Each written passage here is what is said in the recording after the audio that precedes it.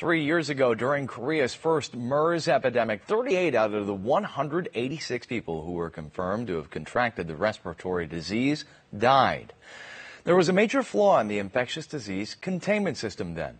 Here's a look at how Gyeonggi-do Province is now bracing itself against the MERS epidemic.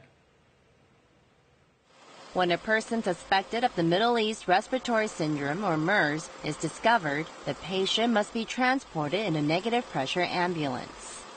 When such an ambulance is not available, an emergency vehicle where the driver's compartment is completely separated from the patient would suffice.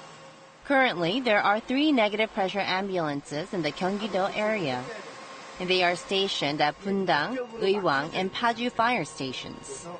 Unlike ordinary ambulances, these negative pressure ones come with a sealed-off space.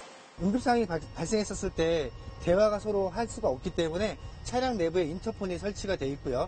Air pressure can be adjusted with the buttons. Those suspected of MERS would be transported to a hospital equipped with negative pressure facilities. General patients are barred from entering the ward. Each room can be accessed by walking through 2 doors.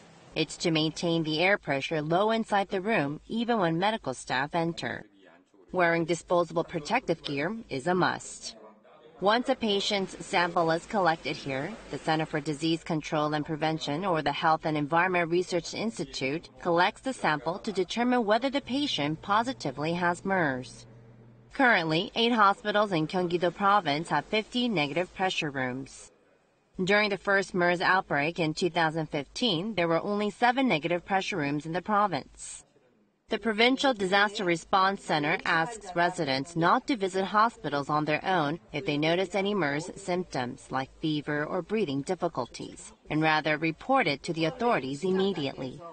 The Gyeonggi-do Disaster Response Authorities are closely watching 2 people who came into close contact with the MERS-confirmed patient and 108 others who had general contacts.